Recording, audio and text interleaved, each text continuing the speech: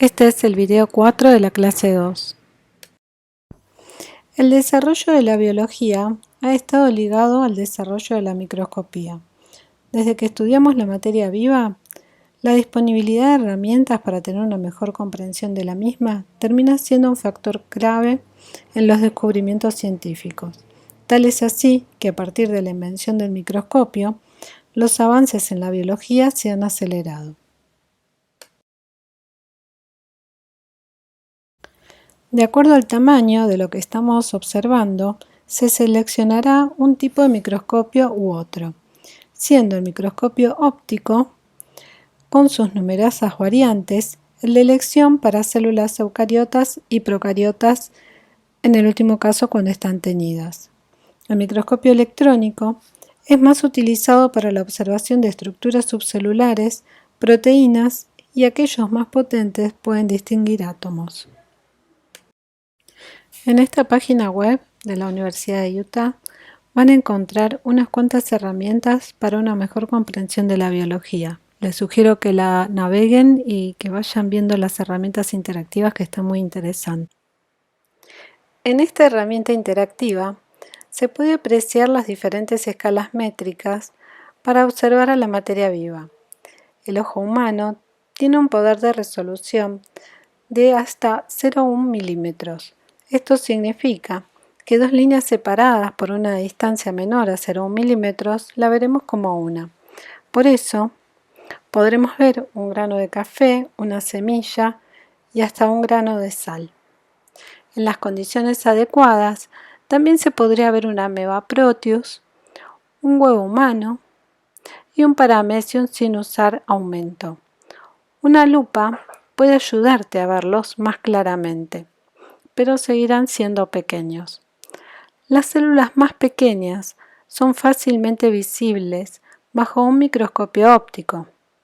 Incluso es posible distinguir estructuras de la célula como el núcleo, las mitocondrias y los cloroplastos. Los microscopios ópticos utilizan un sistema de lentes para ampliar una imagen. La potencia de estos microscopios está limitada por la longitud de onda de la luz visible, que es de aproximadamente 500 nanómetros. Los microscopios ópticos más potentes pueden resolver bacterias, pero no virus. Para ver cualquier cosa menor de 500 nanómetros, se necesitará un microscopio electrónico. Los microscopios electrónicos disparan un haz de electrones de alta tensión sobre o a través de un objeto que desvía y absorbe algunos de los electrones. La resolución todavía está limitada por la longitud de onda del haz de electrones, pero esta longitud de onda es mucho más pequeña que la de la luz visible. Los microscopios electrónicos más potentes pueden resolver moléculas e incluso átomos individuales. Como vemos en esta figura, con el microscopio electrónico podremos llegar a ver hasta la adenina, la metionina o moléculas de agua. Cuando hablamos de células eucariotas, podríamos decir que las células no tienen por sí mismas una forma específica. En el caso de las células vegetales, su forma estará condicionada por la pared celular. Y en el caso de las células animales, estas tendrán la forma adecuada a su función y también de acuerdo al tejido al que pertenecen. Por ejemplo, las células que se encontrarán en tejidos líquidos como en la sangre tendrán una forma esférica. Las células epiteliales son achatadas. Las neuronas se encuentran polarizadas con un cuerpo neuronal y una larga cola denominada axón.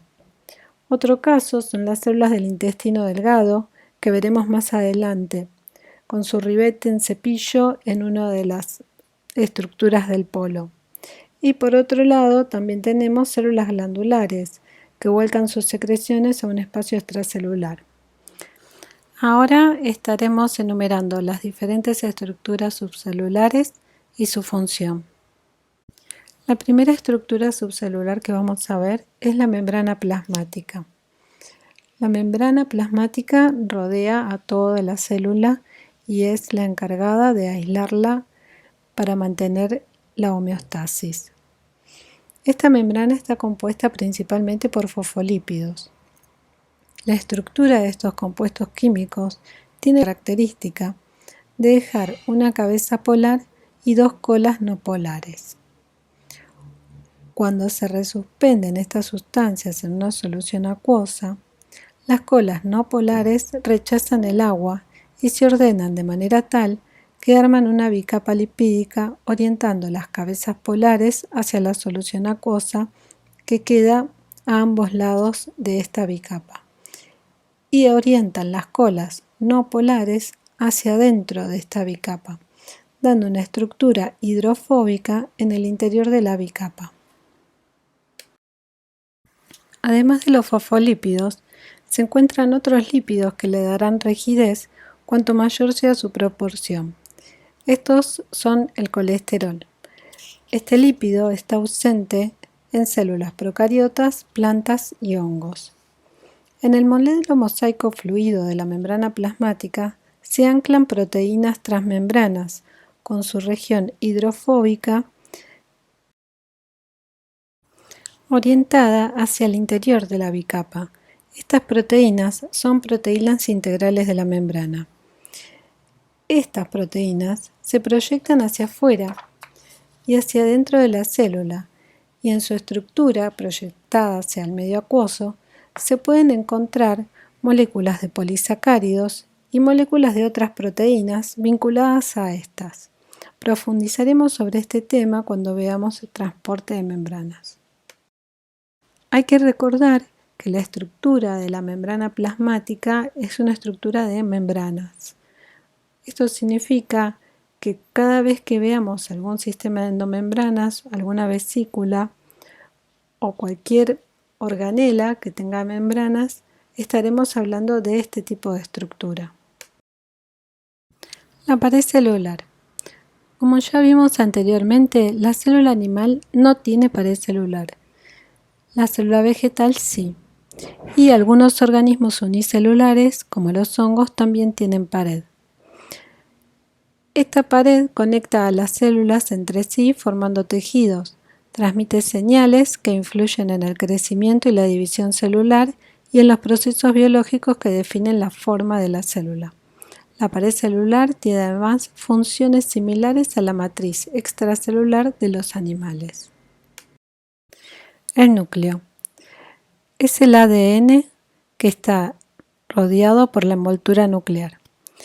Esta envoltura nuclear está formada por dos membranas concéntricas, cada una es una bicapa lipídica. Las membranas están separadas por un espacio perinuclear y a intervalos hay perforaciones que forman los poros nucleares. Por esos poros hay intercambio de material entre el núcleo y el citoplasma. El ADN se encuentra la información genética. Dentro del núcleo, además, se sintetiza el ARN y se producen procesos claves para la regulación de la expresión genética. Cada vez que una célula se divide, esta información pasa a dos nuevas células. El núcleo ejerce una función continua sobre la actividad de la célula, asegurando que las moléculas complejas sinteticen en la cantidad y tipos necesarios. Cada vez que vemos una célula al microscopio con una tinción específica, en el núcleo lo que está tenido es la cromatina, que es el ADN con proteínas específicas del ADN en su estructura. La cromatina se encuentra laxa cuando la célula se encuentra en fase de síntesis de proteínas o crecimiento, pero la cromatina se condensa en los cromosomas cuando la célula se va a dividir. El nucleolo es una región específica del ADN en donde se realiza la transcripción al ARN ribosomal.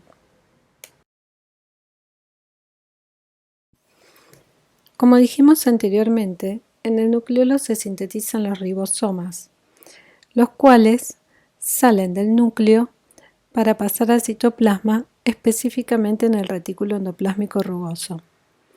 Cada ribosoma está formado por 2 subunidades. Cada subunidad tiene ARN ribosomal y proteínas. Se encuentran separadas y se ensamblan en el momento de la síntesis de proteína. Los ribosomas sintetizan proteínas que serán utilizadas fuera de la célula, como el colágeno, enzimas digestivas o hormonas, u otras proteínas que serán componentes de la membrana plasmática y otras que también se usan dentro del citoplasma. En ambos casos, los ribosomas se reúnen en el sistema complejo de membranas internas, que es el retículo endoplásmico. El sistema endomembranas es un sistema de compartimentos cerrados y limitados por membranas. Están físicamente separados, pero al mismo tiempo se interconectan funcionalmente. Este sistema está constituido por vacuolas y vesículas, por el retículo endoplásmico, que puede ser liso o rugoso, por el complejo de Golgi y por los lisosomas. Generalmente, las proteínas se sintetizan en el retículo endoplásmico rugoso y los lípidos se sintetizan en el retículo endoplásmico liso. Habitualmente pasan por el Golgi para ser procesados de alguna manera y en el Golgi son liberados en forma de vesículas, que a su vez se conectan con vesículas que pueden ser de importación y procesar el contenido de estas de alguna u otra manera. Las vacuolas tienen como una forma de bolsa y están formadas por membranas. Almacenan sustancias en su interior. Las células vegetales y los hongos tienen vacuolas de gran tamaño llenas de fluido. En el caso de las células vegetales jóvenes, tienen muchas vacuolas y a medida que maduran se fusionan y forman una más grande. Las vacuolas mantienen la turgencia de la célula y pueden al mismo tiempo ser almacenadoras de nutrientes y de líquidos. En una misma célula pueden coexistir diferentes vacuolas con diferentes funciones. Retículo endoplásmico. Como habíamos adelantado, el retículo endoplásmico puede ser el retículo endoplásmico liso o el retículo endoplásmico rugoso. El retículo endoplásmico rugoso es el que contiene a ribosomas en su interior. Significa que en esta organela se sintetizan proteínas. El retículo endoplásmico liso no tiene ribosomas, pero también tiene una función de síntesis y de procesamiento. Específicamente para lípidos, esto es muy importante en células hepáticas. Los ribosomas libres en el citosol generalmente son los ribosomas que sintetizan proteínas específicas y que se quedan en el citosol, mientras que las proteínas que son para exportación, para ir a vesículas, son sintetizadas en el retículo endoplásmico rugoso. El complejo de Golgi. Son como bolsas membranosas aplanadas, apiladas laxamente unas sobre otras, rodeadas de túbulos y vesículas. Su función es la captación, modificación y distribución de proteínas. En células vegetales, este complejo sintetiza componentes de la pared celular. Algunas de las bolsas membranosas salen de la estructura en posición cis, otras salen en posición central y otras salen en posición trans. Dentro de cada región de este complejo hay enzimas catalizadoras, por ejemplo, enzimas que hacen una glucosilación formando glucolípidos o glucoproteínas. Y las vesículas de transporte que salen del complejo pueden ir a lisosomas u a otras organelas o a la membrana plasmática o directamente ser exportadas.